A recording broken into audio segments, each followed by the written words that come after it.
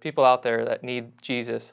I mean, me especially. And for a couple of years, that mentor had walked me through a lot of great things with me, and I grew with him and found freedom in a lot of things through Christ. And he says, now go. Now you found freedom. Go help people find that freedom. So that was kind of like my goal or my mission, was to come here, and there's people that need what I've experienced and what I continue to experience.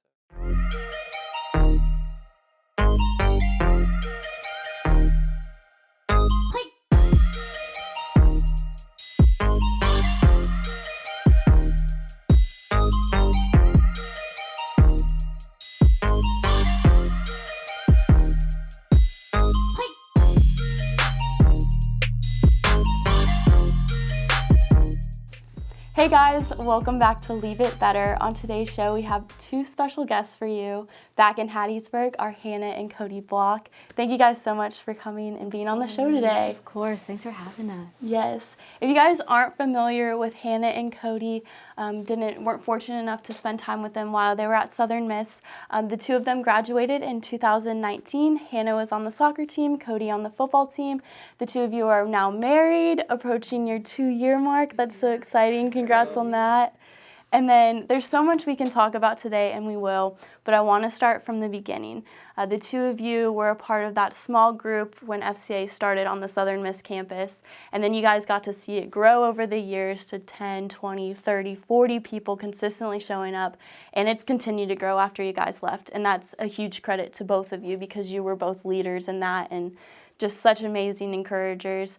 What was that like, seeing FCA grow over the years? It was great. I mean, I moved here from Phoenix, Arizona, so I came a long way from home, and I knew from the get-go that I could just show up. I was probably a year or two into my faith and relationship growing with Christ and stuff, and I knew I could move halfway across the country and either get really involved and be intentional, or I could just kind of fade away in my faith and not really be active and just go through college, just kind of with like a worldly, practice or viewpoint about it. So I wanted to get involved right away, and I knew FCA was a thing. I knew about it, so showed up on campus and just jumped right in, asked about it, and it was like one other person or one or two other people that FCA was just compiled of. It was a basketball player, Megan Brown, and we just started doing Bible studies at the basketball house. It was 4 people, a solid 4 people every week, and then 1 or 2 other people that show up once in a while.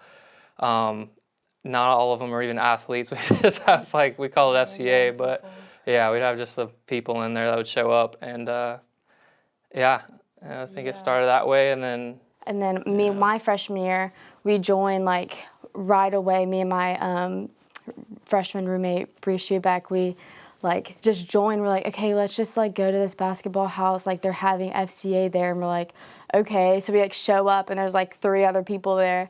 It was Megan, Cody, and I forget who else was there, but it was weird because we just consistently went, and it went from the baseball house, and then Mr. Mitch. It started going to the Duff Center, the athletic center, where the football team meets and stuff.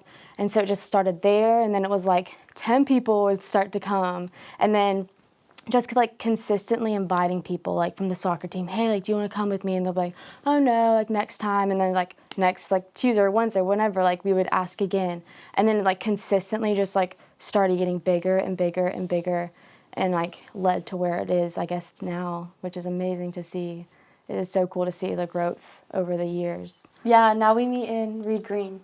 Do you Yes, really? So oh my gosh. And unfortunately, we only had 2 meetings this last year because of COVID and everything, but it was 2 great showings. It was so cool, and it really is because you guys were so intentional. I know I was invited personally by you from the soccer team, and I know from friends on the football team that you were a huge person, an advocate getting people there. So it keeps going on, and it's so cool to be still here to see you guys' work play out like that.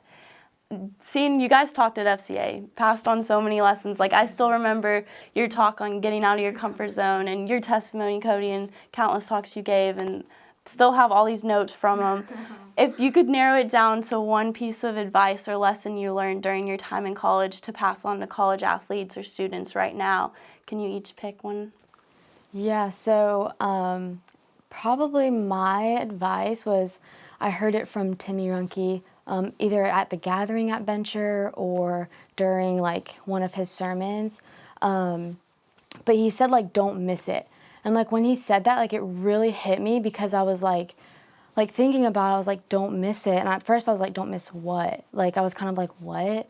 And then like the more that I thought about it and he like started talking, it was like, don't like miss the reason like you're here, like especially in like each like different season of life. Like don't miss the reason like why you're here in college and you came to this college, or don't miss out like on the reason that you got injured, like, or whatever. Like don't miss the reason like why, because like it is so unique to be surrounded, especially in college, with like people your age.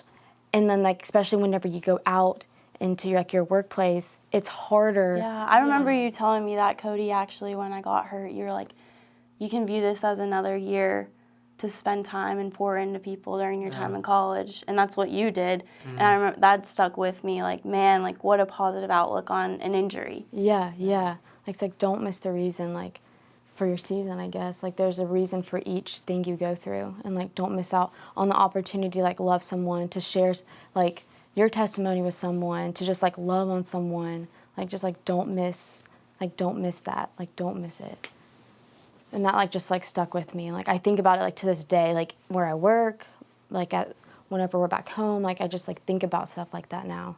So it's, like, always stuck with me. That is so good. Yeah. Cody, what about you?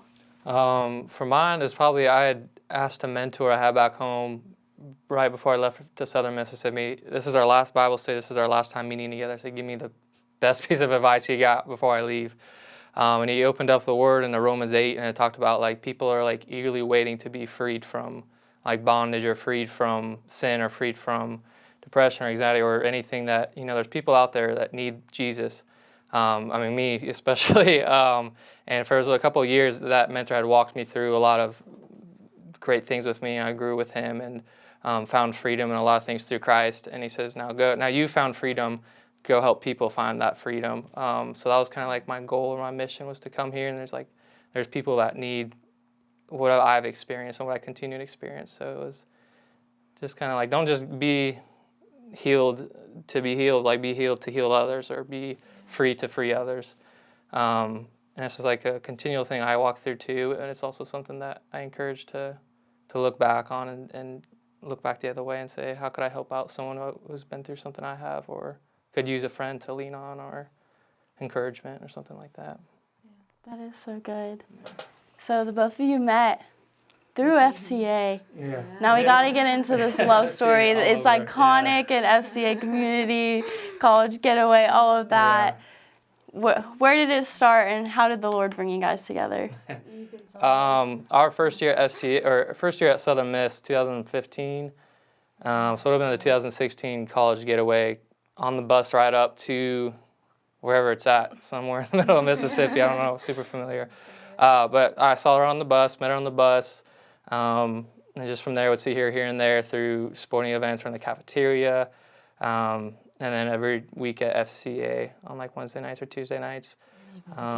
Yeah, so it kind of started from there. That's like whenever we first really like met. And at the time I was just so like, no, like I'm just like focusing on soccer, like the Lord, like I just got here and stuff. And but Cody was always persistent. Like he always was just like little things, like tiny things that he would do, like, hey, do you want to go to Sonic? Or, like, want to go get ice cream? Or kill bugs in your apartment. Yeah, he literally came over and killed a bug in my apartment. I was like, oh my gosh. And I told my mom that, and she was like, Hannah, this boy likes you. Like, he comes over to kill a bug. Oh my gosh. I'm like, no, Mom, we're just friends.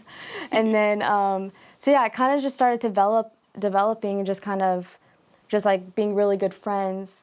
And then, when was it? Yeah, I continually like pursued her for like a good 4 months. I think everybody knew that I liked her except for her. And then it was like Halloween night, we won a football game. We went to like a Halloween party, and afterwards I asked her, I told her how I felt about her, and I think it was just totally blindsided her. And I was like, oh my gosh, yeah. what's he doing? And she's like, "Oh, I'm gonna have to get back to you on that one." I'm like, "All right." But yeah, then I think a day or two later we met again, and you're like, "Okay, I think we could be boyfriend and girlfriend." I'm like, "Let's go." Yeah. And Started started dating, and then got engaged at College Getaway, the place where we met 2 years prior, which was really cool. Incorporated an engagement inside of the skit, and I think you were there for it. The And most amazing thing yeah, ever. it was a lot of fun. And like backstory on that, I had no plans. It was a totally God thing. Like I over winter break went home, bought a ring in Arizona, brought it back to Mississippi. I was like, oh, I'll propose like spring break or like later, something like that. And it was like 3 weeks later, we're on our way to College Getaway, and I missed it because I was doing like a internship with FCA, and I was at, I think, like a William Carey doing something. So I missed the bus to go. So I rode with Brother Mitch, and we were up there on the way to College Getaway. So having a conversation, and I told him, I was like, yeah, so I bought a ring a couple weeks ago. He's like, oh, really? I'm like, yeah. He's like, well, when are you going to propose? I'm like, I don't know, like 3 or 4 months, something like that. And so she's like, you know she's going to say yes? I'm like, I'm pretty confident, yeah. And says, well, why don't you do it this weekend? I'm like, what? So why don't you do it this weekend? I'm like, I don't know. I said, I guess there isn't a reason why I shouldn't do it this weekend. It was like the place we met, literally where I met her was probably on the same road. I met, we were driving with Brother Mitch on the same road. I met her 2 years ago, and just we had such a great community of all our people. Yeah, all our people. Like that knew like our relationship. We're all gonna be there. So we get to College Getaway. I'm like, well, I don't have the ring. And he's like, well, I'm going back this morning to go for like a coach's event or something. And I'm like, okay, well, I want to get my ring. It's in my bedroom. Like, he broke into the house, went into like my closet in a backpack, like underneath everything was a ring, brought it back, got there like 3 hours before the skit, gave me the ring, you know, went through the skit, practiced it for like the talent award or whatever. And then, dropped on a knee in front of everyone. I had about fell over. Zero idea. Like I knew like I wanted to marry him, but like I did not think I was gonna get engaged like junior year. So like the whole thing, I was just like, oh my gosh. And I just remember him proposing, and I was just like shaking and like about to fall. I was like, you have to like hold me up right now because I can't believe this is happening. Like this is insane.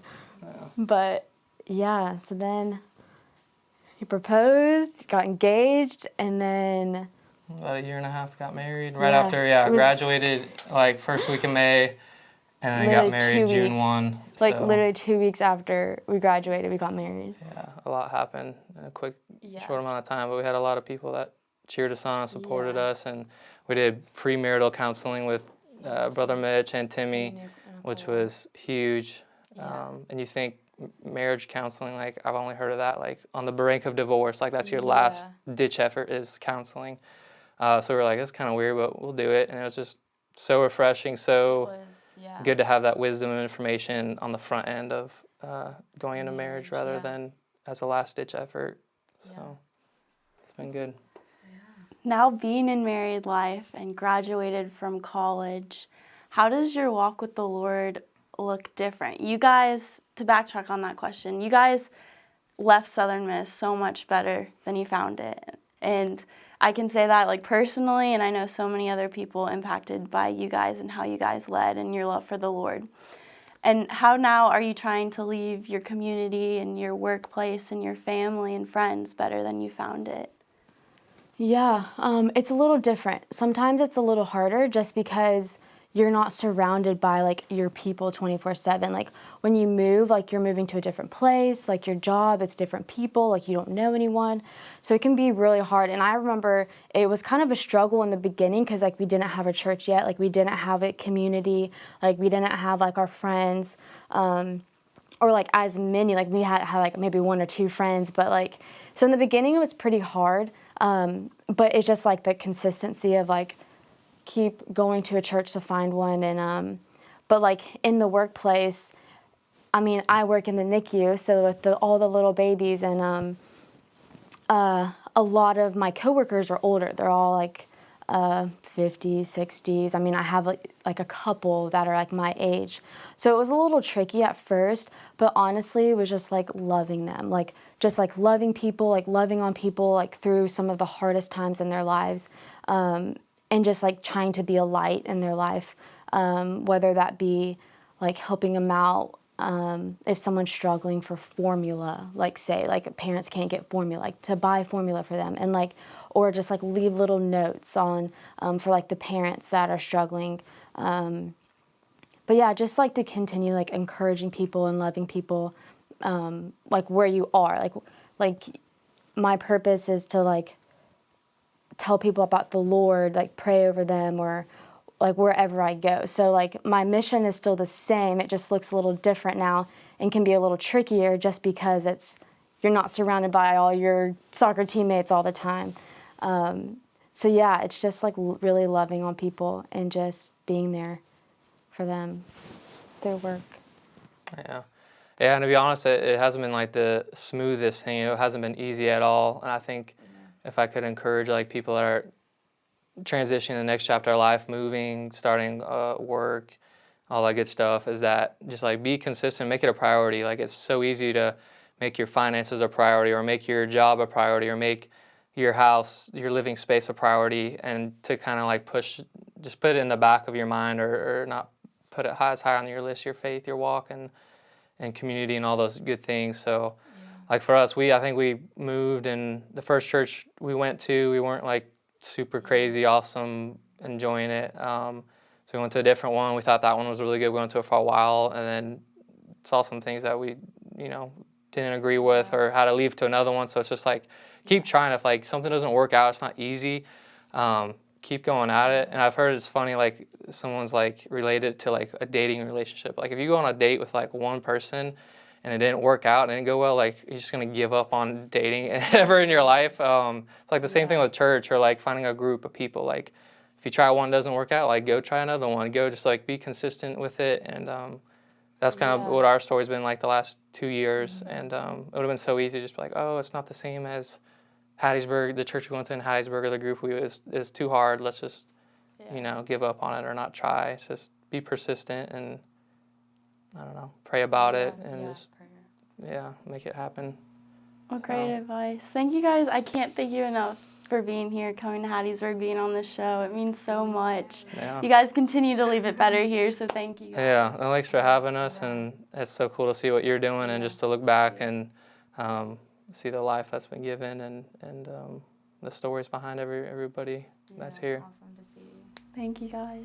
So, good deal.